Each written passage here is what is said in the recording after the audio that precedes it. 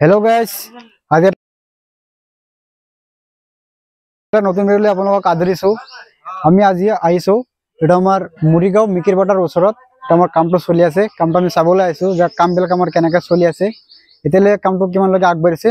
আপোনালোকক এটা থুলমূল আইডিয়া দি দিম যে এইখিনি কামত আমাৰ কিমান মেটেৰিয়েল লাগিছে আৰু আমাৰ কামবিলাক কেনেকৈ কৰিব লাগে স্টেপ বাই স্টেপ এটো ভিডিও চালে আপুনি ধুনীয়া এটা আইডিয়া পাই যাব ভিডিওটো স্কিপ নকৰাকৈ গোটেইখিনি চাবলৈ চেষ্টা কৰিব তেনেহলে আপুনি ধুনীয়া এটা আইডিয়া পাই যাব যে আৰসিসি গড়াটা কেনেকৈ বনাব লাগে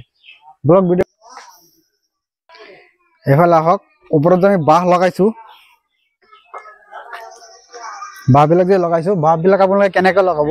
ফাৰ্ষ্টত আপোনালোকে বাহবিলাক যে লগাইছে সিধা আছে না নাই বাহবিলাক অলপ সিধাকৈ ৰাখিবলৈ চেষ্টা কৰিব সিধাকৈ ৰাখিলে ইয়াৰ ওপৰত লোড দিলে আপোনাৰ লোডটো ল'ব পাৰিব বা অলপ বাহবিলাক যেটো মাজত আছে বাহ হেবিলাক বাহবিলাক অলপ মোটা চাই ইউজ কৰিব লাগিব আৰু আমাৰ বাহৰ তলত আপোনালোকে এনেকুৱা তক্তা পাৰি দিব এইটো চাক তলত আমাৰ তক্তা পৰা আছে এনেকুৱা বাহৰ তলত গুটি কেইটা বাহৰ তলত আপোনালোকে এনেকুৱা তক্তা পাৰি দিব তক্তা পাৰিলে আপোনাৰ যেতিয়া শ্বটটো ডালিব তেতিয়া কিন্তু লোড আহিব লোডটো আপোনাৰ তক্তাটোৱে ধৰি দিব আৰু আপোনালোকে আৰসিসি গড় বনালে সদায় কিউৰিং কৰিব পোজবিলাক যে আমাৰ ডালি আছে পোজবিলাক আমাৰ কিউৰিং কৰিব লাগিব আৰু পোজবিলাকত আপোনালোকে বাইবেটাৰ ইউজ কৰিব আপোনালোকক ভিডিওৰ মাধ্যমত আপোনালোকে স্ক্ৰীনত দেখিবলৈ পাই আছে যে আমাৰ পোজবিলাক যে আমাৰ ডালি আছে মিস্ত্ৰীবিলাকে গোটেইখিনি আমাৰ বাইবেটাৰ ইউজ হৈ আছে বাইবেটাৰ ইউজ কৰিলে আপোনাৰ পোজটো সম্পূৰ্ণ মজবুত হ'ব আৰু এতিয়া আমি কম যে আমাৰ যেটো সিৰি আছে সিৰিবিলাক কেনেকৈ বনাব লাগে এফালে হওক এফালে আমাৰ সিৰি আছে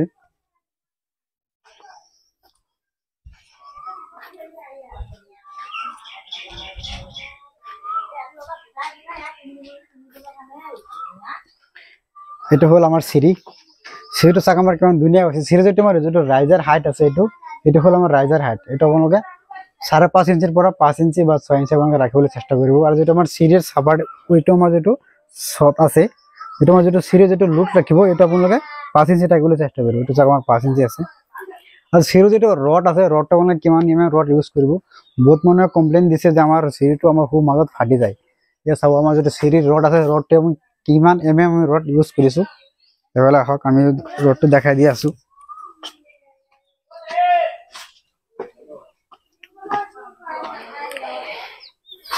ইয়াত চাক আমাৰ সিৰিৰ ৰড ইউজ হৈ আছে সিৰিৰ ৰড দিয়া সদায় আপোনালোকে 12 ৰড ইউজ কৰিব সিৰি দিয়া আপোনালোকে 12 ৰড ইউজ কৰে তেনেহলে আপোনাৰ সিৰিৰ মাজত কেতিয়াও ফাটি নাযায় আৰু এফালে হক আমাৰ সদৰ ওপৰত ৰড বান্ধি আছে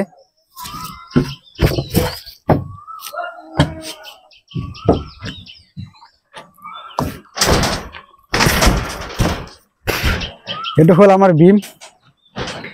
এটো হল আমাৰ 1400 স্কয়াৰ ফিট হাউস প্লেন এটা আমাৰ সদৰ এৰিয়াটো আছে আমাৰ 1400 স্কয়াৰ ফিট এটো আমাৰ বিম আছে বিমত আমি ৰড 16 mm কেডেলকে দিছো আৰু কাট পিস কেনেকৈ দিছো এটা ভিডিও মধ্যে বুজিবলৈ পাব এটো চাক আমাৰ ওপৰত আছে আমাৰ দুটা আৰু তলত আছে আমাৰ তিনটা আৰু ইয়াত আমাৰ কাট পিস আছে এটো চাক এটা আমার ইয়াতে আছে 5 ইঞ্চি আর মাজত আছে আমার 6 ইঞ্চি যেটা বিমটা আমার ধরক 15 ফুট আছে 15 ফুটত আমার তিনে ভাগ করা হয়েছে 5 ফিট কে 5 ফিট আমার 5 ইঞ্চি আছে আর ভু মাজত আমার 6 ইঞ্চি কে গ্যাপ আছে রিং ব্লক আর হেতু কিনাৰত আমার 5 ইঞ্চি আছে আর আপোনালোকে যেটা আমার যেটা জালি রড ফার্স্ট যেটা জালি রড পেলাবো যেটা আমার মেইন বার আছে সেটা আপোনালোকে 10 mm বার ইউজ কৰিব এটা আমাৰ এটা হল আমাৰ মেইন বাৰ এটা আমাৰ 10 mm ৰড ইউজ হৈ আছে আৰু যেটো আমাৰ কেৰেং হ'ব কেৰেংটো আমাৰ 10 mm ৰড ইউজ কৰিব লাগিব তেতিয়াহে আপোনাৰ শ্বটটো ধৰক ওপৰ যেতিয়া খুস কৰিব তলৰ ফেনে আপোনাৰ সাউন্ড নহয় আৰু এটা আমাৰ শাটাৰিং ইউজ হৈ আছে শাটাৰিংটো আমাৰ প্লেনচিৰ শাটাৰিং ইউজ হৈ আছে আপোনালোকে যদি গড় বনাবলৈ বিচাৰে তেনে আমাক কন্টাক্ট কৰিব পাৰে স্ক্ৰীনত দিয়া নম্বৰখিনিত আৰু আপোনালোকে ধৰক যেতিয়া শ্বট আমাৰ পুৰা কমপ্লিট হৈ যোৱাৰ পিছত ইয়াত এটা ৰিং মাৰি দিব ৰিং মাৰি দিলে আপোনাৰ যেটো আমাৰ পুষৰ ৰড আছে ৰড বিলাক একা বেকা হৈ নাথাকে আৰু আমাৰ সদৰ ওপৰ যেটো আমাৰ ভৱিষ্যত আৰু এটা শট মাৰিব তেনে যেটো ৰড বঢ়াই ৰাখিব এটো আপোনালোকে 5 ফুট 6 ফুট 7 ফুট 4 ফুট ইমানলৈকে ৰাখিব পাৰে ইমানলৈ ৰাখিলে আপোনাৰ যেটো আমাৰ পুজবিলাক মজবুতটো আপোনাৰ ধুনীয়াকৈ পাই যাব ইয়া আছিল আমাৰ এটো আমাৰ যেটো লোকেশন হল লোকেশনটো হল কামটোৰ যেটো লোকেশন আছে এটো আমাৰ মুৰিগাঁও মিকিৰবাটাৰ ওচৰত I hope মই কোৱা কথাখিনি আপোনালোকে ধুনীয়াকৈ বুজি পাইছে কিবা জানিব লগা হলে আপোনালোকে কমেন্ট কৰিব পাৰে এটো যেটো আমাৰ টোটাল স্কয়াৰ ফিট আছে আমাৰ 14 স্কয়াৰ ফিট এটো আমাৰ টোটাল আমাৰ ফিনিশিং কৰিলে আমাৰ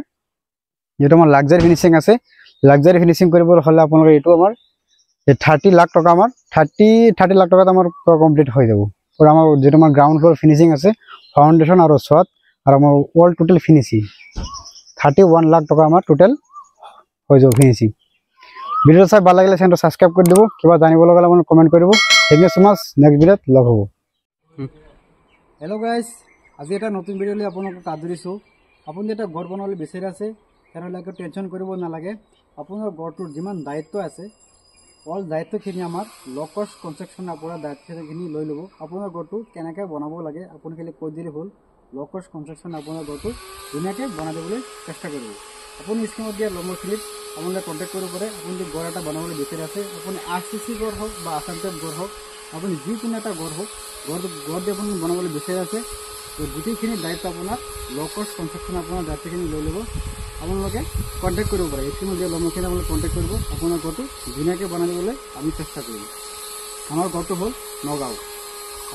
আমাৰ অসমত আমাৰ ল' কষ্ট কনষ্ট্ৰাকশ্যনে ভালেকেইটামান কাম কৰি আছে। আপোনালোকে আমাৰ চেনেলটো ছাবস্ক্ৰাইব কৰিব পাৰে।